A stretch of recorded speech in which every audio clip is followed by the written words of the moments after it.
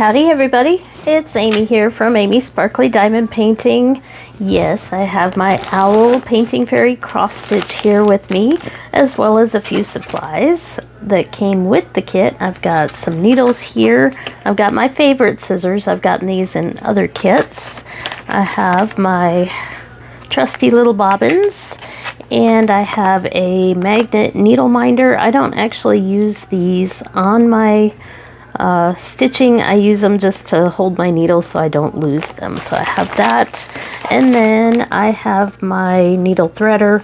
Normally I don't use the needle threader, but for a video, feels like it's got something over it. Maybe not, but I got this, I think GBFKE Fan Cells, one of those sites, but it has a larger hook on this side, a smaller hook on this side. I don't normally use needle threaders while I'm stitching, but because I'm doing this on camera, I may need it just to speed things up a little bit. I did not prep anything. This is straight out of the package. I did an unboxing on this one yesterday, day before, but I thought I'd do a little stitch with me and show you how I start one of these and stitch a little bit with you. So the overwhelming choice for those that had a chance to vote on that last video was the owl, and it's really kind of the one I wanted to start anyway. So I figured with all the colorful flowers on this one, and the fact that it is high confetti but good quality, I thought this would make a good video to show how I work with these high confetti stamped cross stitch. So I have done some stitch with me's and tutorials in the past, but they do get buried in all my videos. One of these days I'm gonna take the time to sort through my videos and put them into playlists. But if you go back through if I don't get around to sorting that, you will find a couple other tutorials where I talk about how I do the parking method and how I work on these. But I thought the easiest way to show it to my newer viewers that are out there, thank you for subscribing and for tuning in, by the way, I thought I'd just take one of these straight out of the package. All I did was unbox it and leave it here on the table and show you how I do this. So we have our threads here, and this one is a little bit higher count for colors here. I think it was 80 something if I remember right, because of some of the blends. It does have a lot of blends, but here's our colors here. I'm gonna, for now, leave the ribbon on. And then we have our Ida cloth here, and then our pattern, and mostly what I use the pattern for is for the symbol identification. So we'll move that off to the side here, and we're going to try this out and see how it goes. I'm actually sitting at my table here, and you'll notice I did not grab a hoop or anything. I like to stitch in hand with a lot of these, but this one may be a bit big to do on a table, but we're going to give it a shot. So here's our picture. Here's our two different ways of looking at the floss symbols. This is the one I prefer to use, and this one has blends, but it doesn't have any specialty stitches or anything like that. It is truly just cross stitch. So yes, we have 85 total colors there, with about a third of them look like maybe blends, maybe a quarter of them. So this will group the symbols based on the same shape of symbol but different colors, so you can kind of compare. If you find an X, you can look, and it just makes it a little bit easier to tell. But sometimes I do fall back on the pattern as well, which is printed in paper ink, and sometimes it can be a little bit easier to tell on there as well if you're having any trouble with the symbol. So here is our Ida cloth. And I've been talking about darker printing that I've noticed lately. One of the ways that I can tell is here. Right here with the top, and here with the darker colors. Here, if you go back and look through some of the earlier Painting Fairy, you'll see this is a little more faded and a little bit lighter print. So this is definitely one of the darker print ones here. I can tell because that's very, very black there. And I am I'm about 3/4 of the way done with one of the minis with this darker black printing here. It's one of the little animals that came with the frame. It's a little piggy. I'm about 3/4 of the way done with him, and I'm thinking of doing a video where I soak a few different smaller cross stitches on camera and see how the ink washes out on these different ones. So I think that's part of the fear that companies have of printing too dark, is that all that black ink has to come off. So it'll be interesting to see with that mini one. It's a good size to test it on. But for now, we're going to go ahead and start stitching on our owl. So let's take a look here. And I guess I can unfold it all the way, but I got to pick an area to start. And that's always kind of fun with these, because really it doesn't matter where you start. But I do try to be at least a little bit strategic in where I start. If I'm not sure about a design, I know I've talked about this before, if I'm not sure it's going to come out, I will start in an area that I want to check, like a face, or in the case of the dragon one that I tested from Temu, I didn't even show the results, but I started with the dragon head. But in this case, it's a large owl, and I don't expect to have any issues with how it's going to come out, because it is, for the count, it is a very large animal here, so I think it'll come out very clear. So I'm not going to start actually with the owl. I'm going to try to roll this up a little bit, because I do roll up if I work in hand. And this Ida cloth is just a little bit stiff at the start. But I've also noticed, because I've been stitching on the ones from several different companies, that another good thing about painting fairy is their Ida cloth, and that's how they are able to print so clearly, I think, is that they are using good quality Ida cloth. Because I started one the other day from Xiaobai, which I do like them as well. But I noticed that the symbols were a little bit harder to read, and the Ida cloth wasn't as good quality. So I did really enjoy working on that mini pig yesterday and today, because the Ida cloth was just so fun to stitch on. And this feels like, even though it's 16 instead of 14 count like the pig, it feels like that same really thick, really even Ida cloth, and that helps make the printing a lot easier. So I'm getting kind of spoiled by these.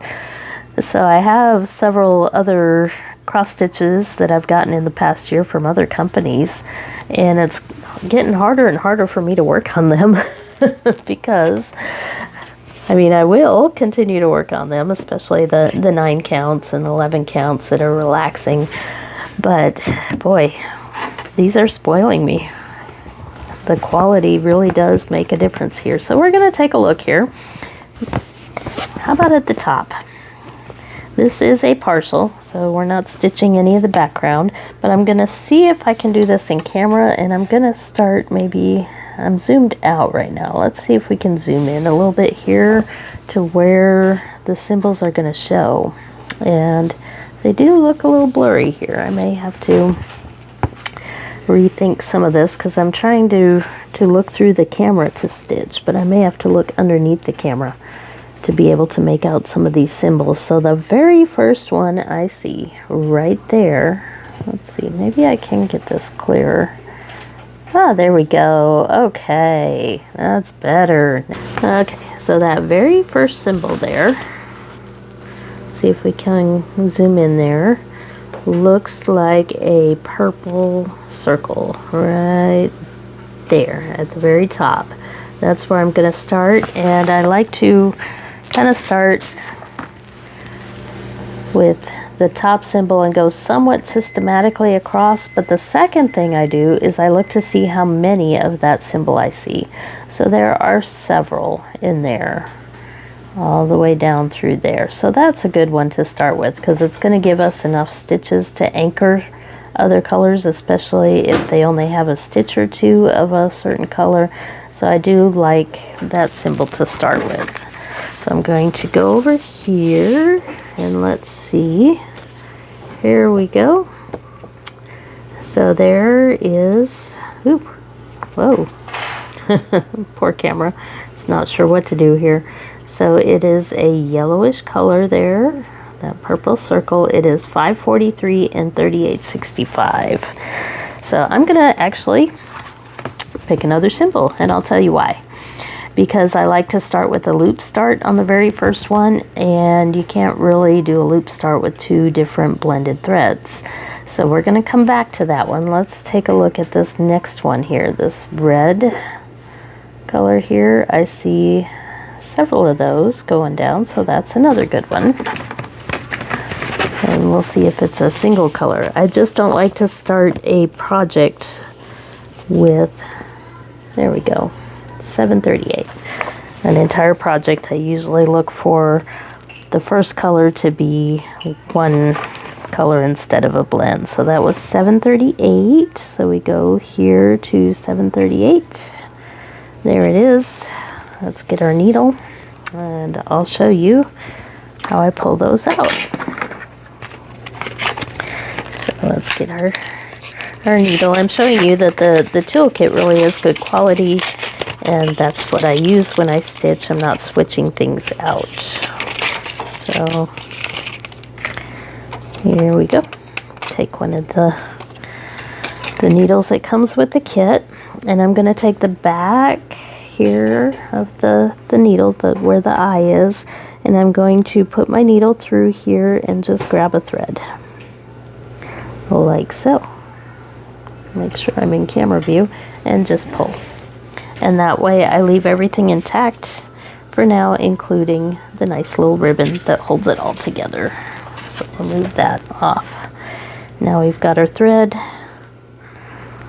folded in half. I'm gonna find the end here. Put the two ends together, like so. And we're gonna thread the needle, and normally I just kind of work at it a little bit, and we're gonna give it like one shot this time on camera and then go to the needle threader. So I wind it around, squish it, turn the needle to the side, and poke it through. Hey, I may have been able to do it there. There we go. First time. That's pretty rare. Okay. So we have our needle threaded here. We have the loop at the bottom. That's where the fold is on our single strand. And now what we're going to do is stitch that first stitch. So I'm going to go from behind here. Let's see if we can do this on camera. There it is.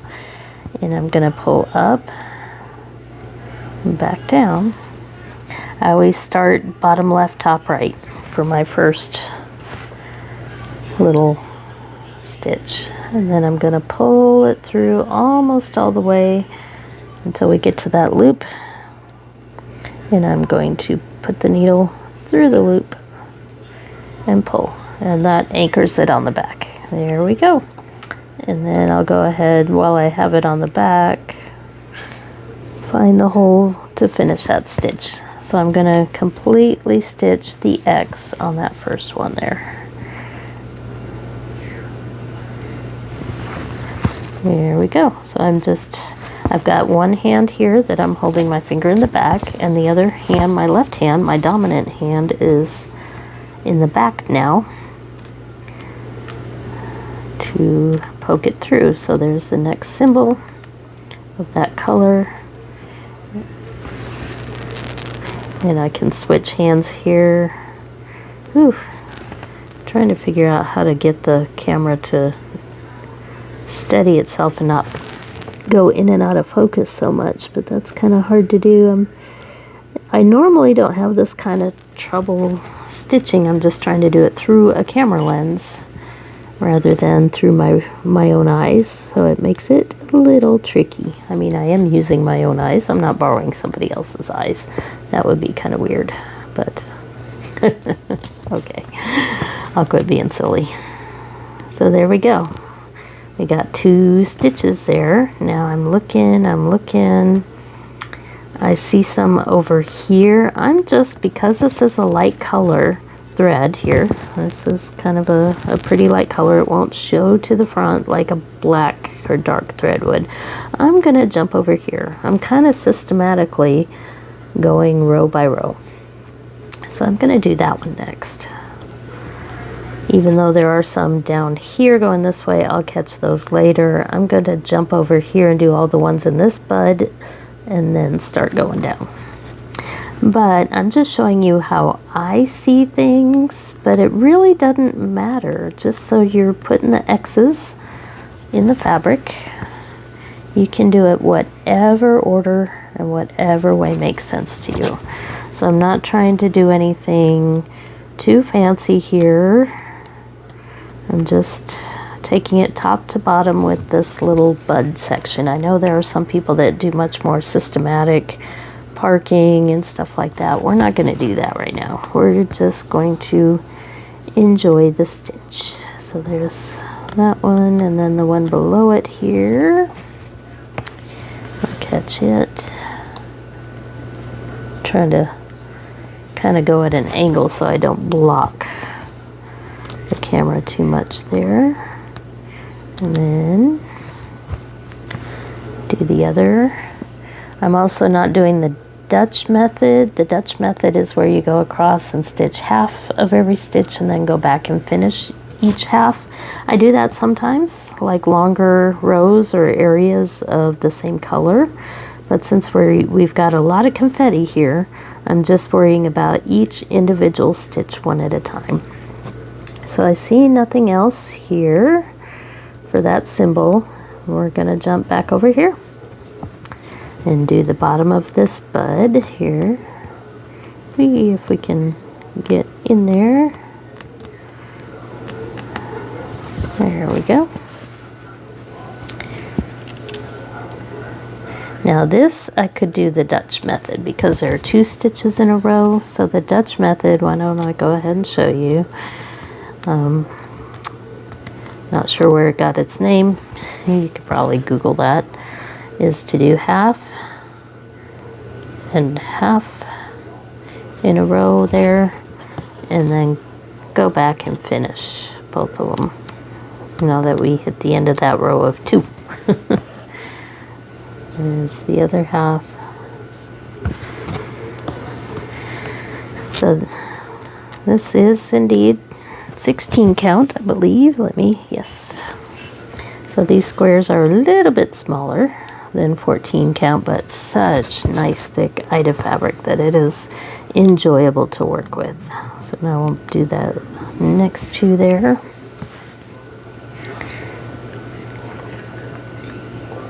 So how's everybody doing? It's been kind of cloudy. We never really got the good rain that we were kind of hoping for out here over the weekend. We got little bits of rain, but it has kept the temperatures cool, which is nice. So it is Sunday evening, or Sunday afternoon. It's not quite evening yet, but kiddos are at work, hubby's watching TV. We're just kind of chilling today. So I do have my favorite energy drink here. This is the green apple nos. Too many years of shift work means I live on caffeine. And I don't drink as much coffee because of the high acid. Kind of hurts my stomach. So that's why energy drinks seem to be my preferred method. Okay, so there's that one.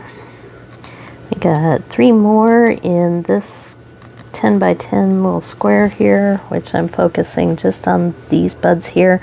And since there's only a couple rows up here, I'm including those as well. But once I get to all 3 of these and move into a new square, I'm going to go ahead and show you how I park.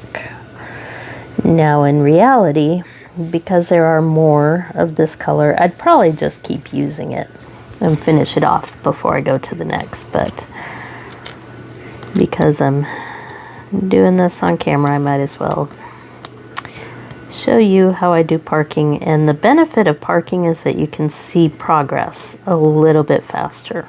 So you complete a section. If I were to keep on going down here and finish this thread and then go back and do another one, it takes a little bit longer to see the progress. But if I just work on this little section and get it done, I can see quick early progress, and it motivates me to keep going. So I'll just, and normally I do stitch a little bit faster, but since I'm doing this way on camera and all that good stuff and trying to talk at the same time, it's a little bit harder to go fast. And there is some benefit to going slow because I'm not tying knots in the back accidentally or anything like that. It does actually come out a little bit neater when you take your time. But as you do it more, you'll get faster and faster. So see, it is possible to work these high confetti ones on 16 count. You just take it one color at a time. So there's our first color of that section done. So what I'm going to do, I'm going to go to the next stitch that I would normally stitch down in this section, which I could jump way over here, but that's a pretty long stretch from here to here. So I'm going to go ahead and do this stitch first and then jump over here and get those and come back. And that makes the lines of thread here on the back just a little bit shorter, because I do try to save some floss by considering how far I'm reaching across. And what's a magic number? Well, there really isn't one. It depends on how comfortable you feel that you go. Now, most people would say an inch or less. That's typically what I do, is an inch or less rather than the number of stitches, because the different counts are going to be different. So I wouldn't jump like 12 stitches on an 11 count, because that would be, well, that would be just over an inch. So maybe 12 would be okay, but I certainly wouldn't do 20. So it just depends on the count. So I say an inch or less, maybe 2 centimeters, 2.5, 3. It's up to you. Some people like to stretch it all the way across. Now, if you do stretch it all the way across, what I recommend, if you're going more than an inch, is that you tuck underneath. So you can tuck under some of your stitches in the direction you're going, or even under the Ida cloth. So say I wanted to jump way over here, what I would do is about halfway through, I would tuck under some of the threads on the back of the Ida cloth to secure it like that, and then go over to the area and keep stitching. And that way you're not leaving these long threads that could easily pull and change your tension and pucker up the fabric and all that. So it just depends. There really is no hard and fast rule, but I tend to go about an inch for my next stitch. So anyway, we're going to park. So we're only going to focus right now for this video on this area. So I'm going to, that would be my next stitch I go to. So I'm going to park it in the bottom left corner. I always do bottom left corner, every project. And that way, when I come back to this project, if it's a month later, 6 months later, I know that that thread goes with this symbol because it's parked in the bottom left corner. So I'm just going to pull my needle off and leave this thread hanging for future Amy to work on. So what's another symbol that I see a lot of? This purple one kind of stands out here to me. I decided not to go in order because I did skip that first one as a blend. Let's see if this purple one, I'll get to the blends, but I want to fill in some area with single colors so that I have more to secure, more stitches done to secure the other ones in the back. So we'll take a look at that purple.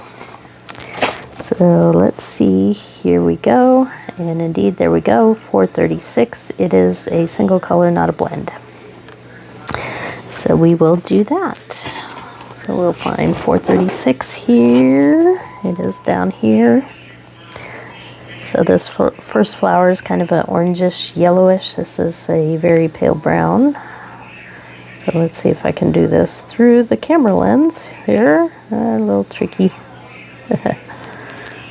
There we go. Pull one thread through. And then I'll just set the needle down. And that's actually what I use the magnets for on the back of these is there. Now I won't lose my needle. Well, I take this, put the two ends of thread together there,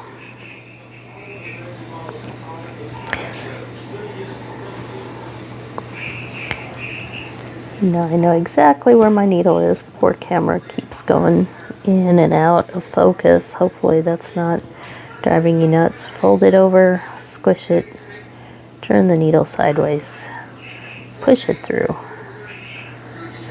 Voila. I've had some pretty good luck so far. Okay, so this is that purple square. So the way you can start one on a frame is kind of the same idea but through the front. So I'm going to bring it down, down, down. Move this out of the way. Back up through this hole. Pull it through. Catch the needle on the loop. Whee! Fun to do on camera, like that. Pull it and then go back down. And that secures the thread. So that's the way you can do it if you're on a frame, because you can't flip a frame back and forth. So one of the reasons I do like to work some of these smaller ones in hand is that I can flip it on the back and take a look and make sure everything's going okay. And you see that little loose spot there? That's just the parked thread here. So we're fine. Okay. So that was the first half of that stitch. So now we come back here and stitch the second half. I'm going to pull this back up and take a look because it seems like something's not right there. Did I go through the wrong hole? Yes, I did. That's what's wrong. Duh. See that? I went straight down instead of at a diagonal. Stitching on camera is so much fun. I was like, something doesn't look right, because it wasn't. So we'll pull that back out. There we go. Okay, let's try to go into the right hole, which is that one. Now it's going to look right. Whew, much better. Okay. So we'll do these two here. And hopefully after this kind of tutorial version, if I pull this out maybe on Sundays and do a stitch with me, that we can go much faster in the future. And I can point people to the first one if they want to see the start and how I'm stitching.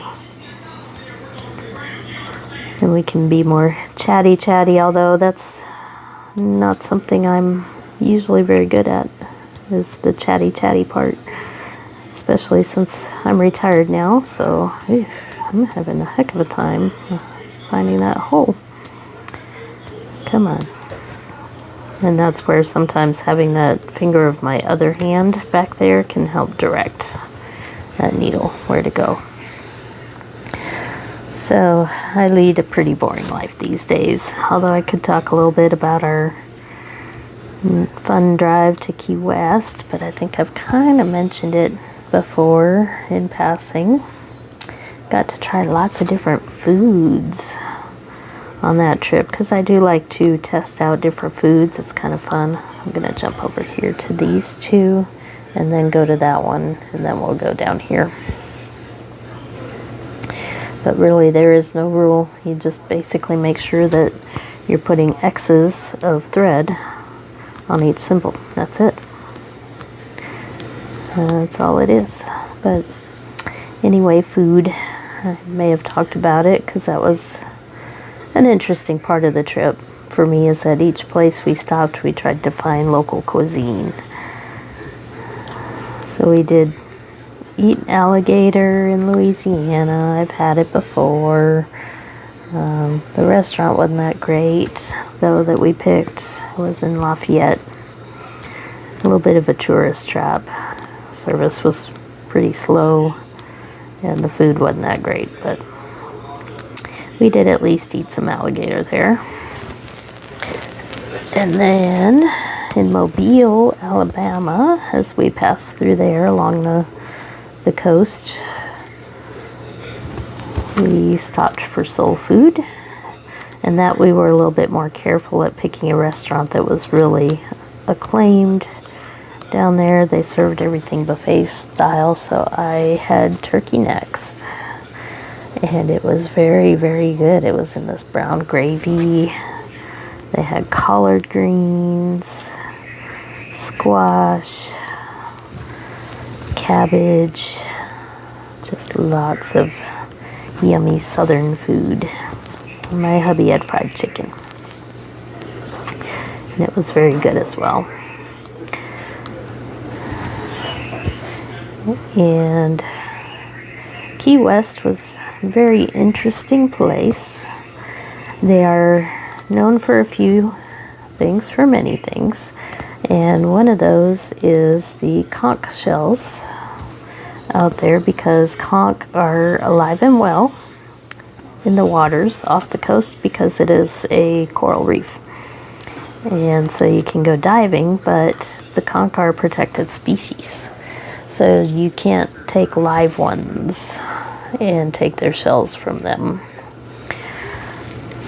So you can buy them at the gift shops, but there's a story, I won't tell the whole story, about a symbolic attempt to break away from the rest of Florida. It turned into the Conch Republic. It was a publicity stunt. It wasn't real. So they tried to make their own nation, supposedly, and they did it right there with the army and immediately surrendered once they did. It was a publicity stunt, press release type thing. It wasn't real. But they do still go by the name the Conch Republic in places. You can find souvenirs and stuff that say that. But you can actually eat conch at some of the restaurants. I mean, it's a snail, it's a mollusk. And not the most impressive flavor, but you're probably wondering, well, how in the world can you eat it if it's a protected species there? They actually import it from farms in the Caribbean. So the conchs in Florida are protected. Can't eat those, can't catch those. But you can go to a couple restaurants and eat the farmed stuff that comes from other Caribbean nations. So that's how they work around that. It reminded me a lot of calamari. It's usually fried to be eaten, but it's kind of rubbery. It doesn't have much flavor. But we can say we did it. So that was one of the other strange food items. We did go to a Cuban restaurant while we were there. Had some real key lime pie. Had some Cuban coffee. Cuban coffee was really good. It's basically a very strong espresso served in a small cup, like an espresso cup, but with sugar in it. So it was really, really good. Because I do like my strong coffee. I just can't drink it that often. But with food, it's not too bad because the acid in it doesn't hurt my stomach. But we had some really good Cuban food, pork, plantains, all that. We each picked a sampler platter that had different Cuban dishes. I don't remember even what they were called, but it was all really good food. So we did a little train tour through Key West with somebody that was a resident there for many years, that grew up there, knew the history of a lot of the area. So that was kind of a fun little tour. But most of our trip was spent driving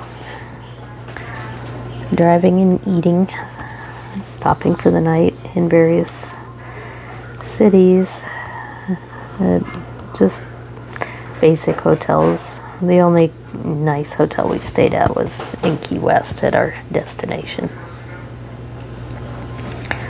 So that was our trip. We didn't run into any troubles in the drive. There was one day we did spend one night at Daytona Beach area, and the Jeep's headlight one of the, or not headlight, turn signal. One of the turn signals went out. And it was trying to overheat a little bit because it was low on coolant. But we stopped at a hotel for the night that happened to be right across the street from an AutoZone.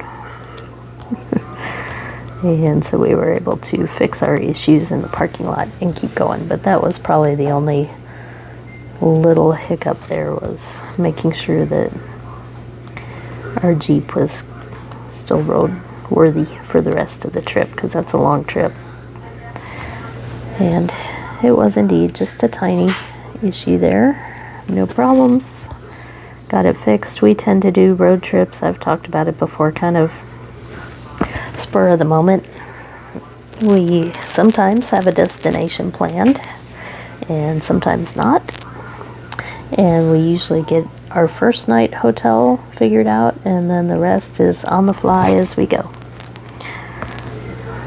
So that way we're not under stress or pressure to get to a certain location. And on this one, if we had decided we were tired of driving and didn't want to make it all the way to Key West, we didn't have to, because we had no reservations or anything to worry about. So we did go to a couple neat museums. My hubby got to go to a car museum for drag racing. That was kind of a big deal to him, one of his bucket list things. So that was kind of fun for him. And we are out of that symbol here. So now we have to make a decision. So I see it down here. But if we were to go in order, top to bottom, we'd probably want to go over there first. And the shortest path would go from here to here. And then we could stitch that one. We could do like the first half of this one. Jump over here, do the first half of that one. Do the second half of this one, and then do the second half of this one, and that would put us then in a position to go down there. So I'm going to park, because this is kind of the section I'm focusing on right now. I'm going to park in that one. That is how my decision process works, and if you decide different, that's okay. There's no rules. So I'm going to put it in the bottom corner of that stitch, pull the needle off. There we go. And now that we have two threads, we could go ahead here and wind them on the bobbin here and pop it closed. And that way they kind of hang out of the way. What's next? Let's see how our back is looking. Maybe one more solid color before we go back and do the blended one here. Let's see, I see a capital A. Lots of those. I'm looking at that one. Looks like green, capital A. Let's see. Oh, that's a blend. Okay. We're gonna run out of solid colors here pretty soon. Lots of green H's on both of those, kind of the middle here of each of these buds. Let's look for green H. Yep, that's a blend as well. We're just gonna have to break down and do the blends. How about that symbol right there, the pitchfork symbol? That looks kind of like a brown pitchfork. Let's see. Do you ever name your symbols? Yep, that's a blend as well. Okay, we're just gonna have to jump into the blends. We'll start then with that circle.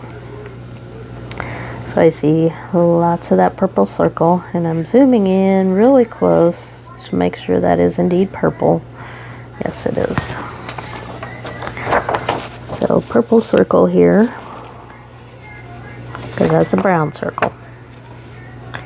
That's a purple circle. 543 and 3865. And looking at that color there, kind of that tannish yellow color, that makes sense as well. So we'll get one strand of 543 and one strand of 3865. So 543 should be on this one, And I'm just going to do it with my thumbnail just to be quick. And then the other one is 3865, which I know will be on the card with very few numbers here, because it is near the end of the DMC line. So pull a strand there from that one.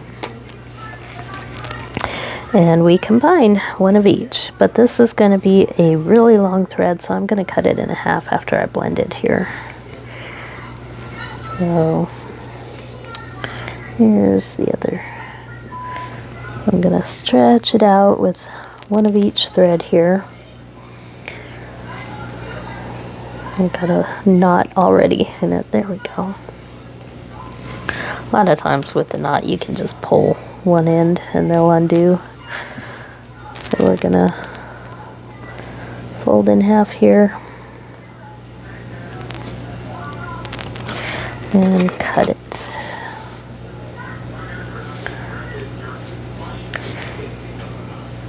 And now I have two of the normal length that I'm using. So what you can do, I don't have one with me, is use a floss drop or something and tie it on, but I'll show you what I can do with this. So I'm going to tie the other half on here like that, and this is one of the blank ones, so I can actually write on there and use it temporarily. So this was 543 and 3865, and that way if I need that color again, I've got one already made there. Now where is the other half? There it is. It got caught up in the floss. Okay. So now we thread our needle with this blend. Get the two ends together. Figure out where we set our needle here.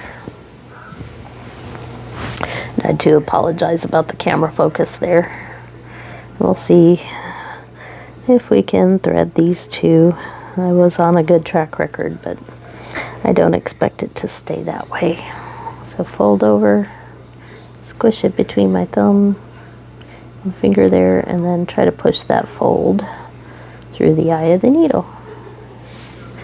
And, nope, I missed. I only got one of the two. So one try, and then we'll use the needle threader here. We can use the big hook on this one, I think. Maybe not.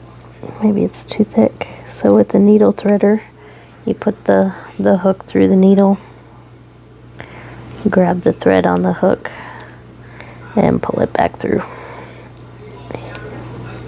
Yeah, that hook is awfully big to get back through that needle. There we go. I usually use the smaller one. But in any case, we have our needle threaded. Okay, so how do you start one when you don't have a loop? Well, I do it the old traditional way, and that is to tuck on the back. That's why I was trying to do some solid colors first, so that I had enough threads here to tuck it in the back. And I'm also grabbing the little threads here of some of that Ida fabric as well. It's not going all the way through to the front. You can see here, there's no needle showing on the front. I'm just grabbing the horizontal or vertical threads that are on the back, and that will just secure it a little bit better.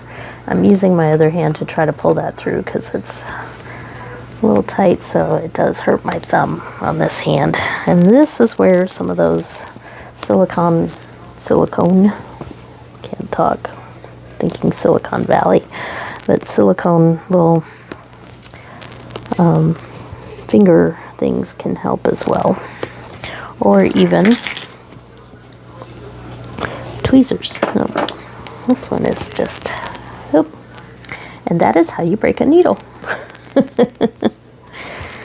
So There we go, first broken needle. Because that one, I probably tucked it under too many threads there. That is a broken needle. So maybe I can edit some of that out so you don't have to see the struggle.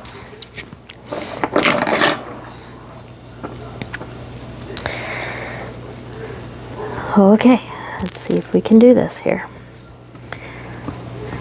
So we'll take the 2 threads.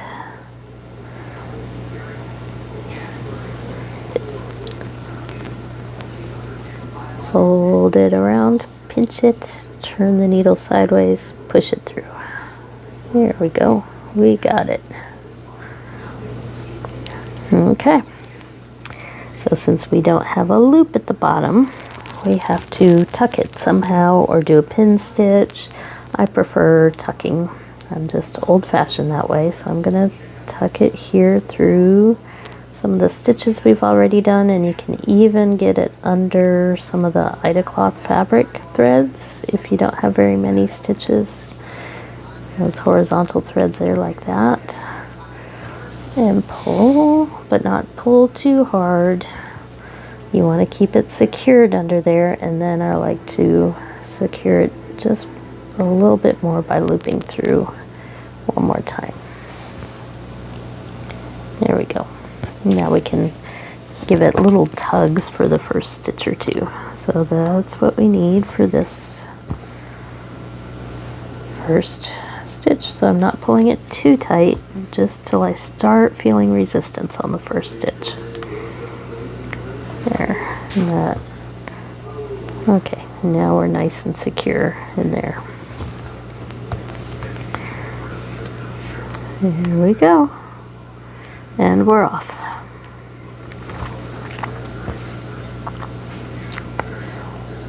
So we've got a few more purple circles on this one. This little area is kind of easy to go to next.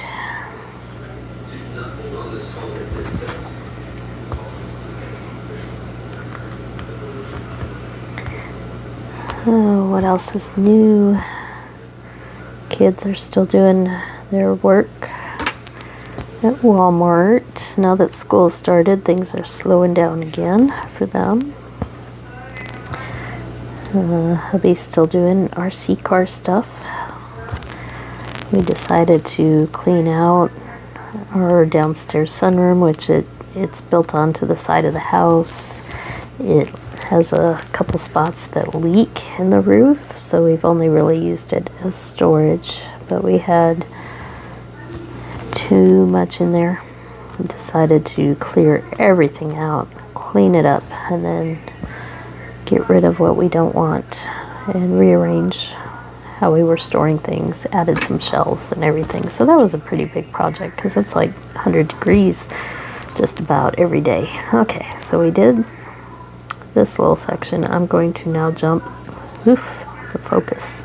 I'm going to jump over here and do these. So that's maybe a stretch of about 5 or 6 stitches there. So I don't feel like I need to secure that little thread on the back at all to do that little jump. And now I always think about the path that I'm doing. Shortest path to get a group of stitches. So I'm actually not going to do that one yet. I'm going to jump up here because this is a very light colored thread. It won't show on the back. I'm going to jump over here. Come on. Stay focused. And do these. And then, come on. Okay, there we go. Sorry about that. So I'm going to, I got to work on my camera a little bit before the next one. So I'm going to jump over here and do these and come back around and then over there. So here's my thought process. I've ended down here. Hopefully you can see where that is. So I'm just going to jump across 2 stitches and grab this one here.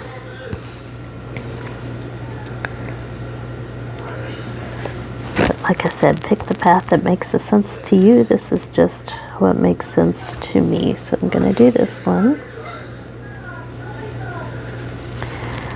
And now I'm going to go up and do these 5 stitches up here. Oh, come on. There we go.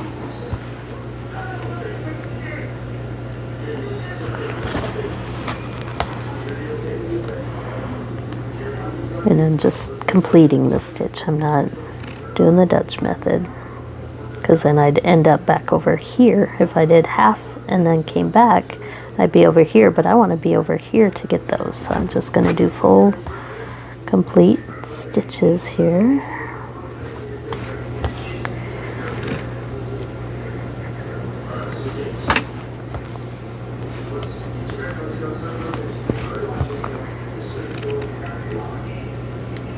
So hopefully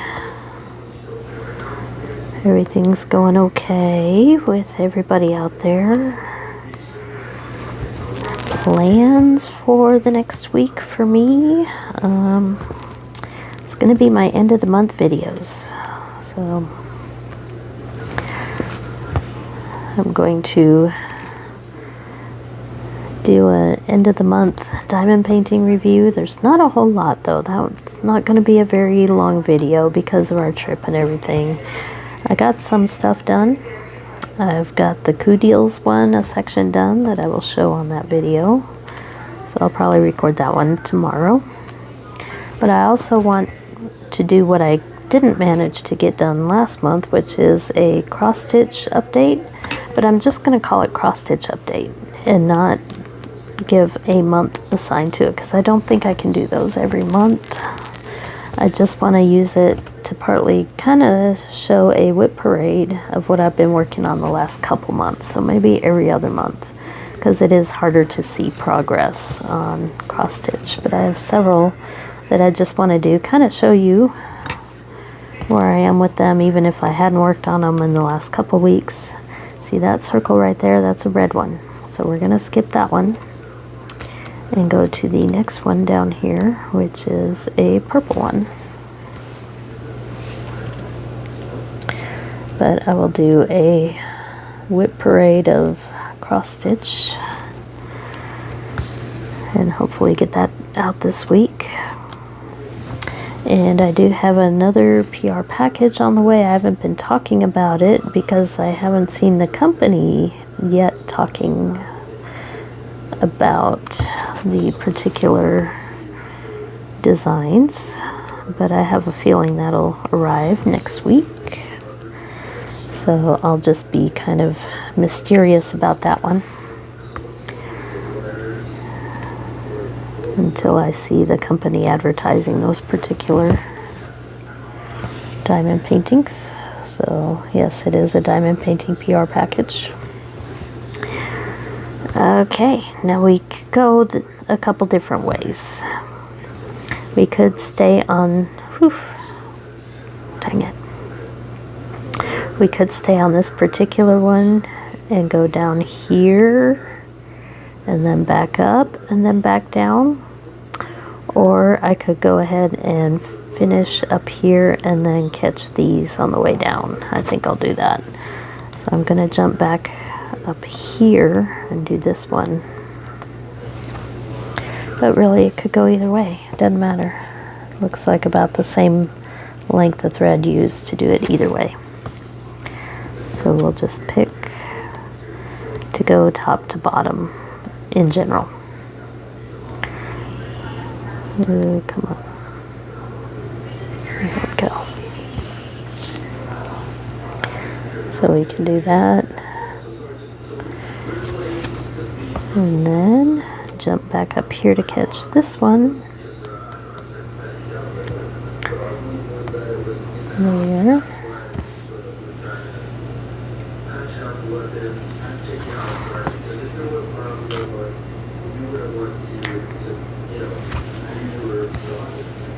Are they looking like anything yet? Probably not. A couple yellow flower buds here. And then we'll jump down here and get this one.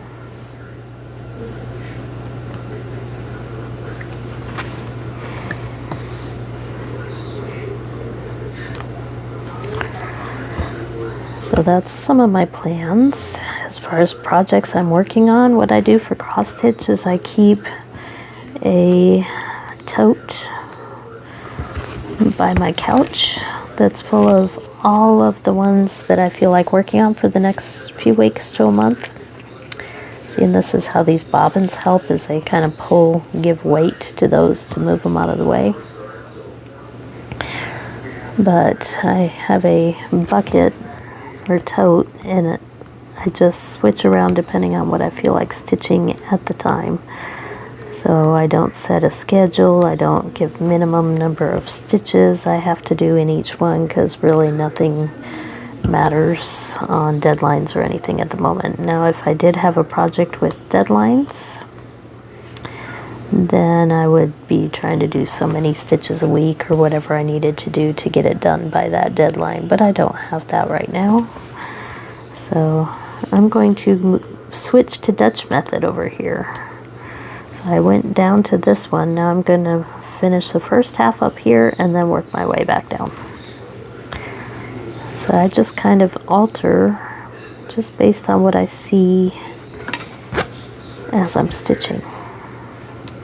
So now I'll go up here and grab these 3.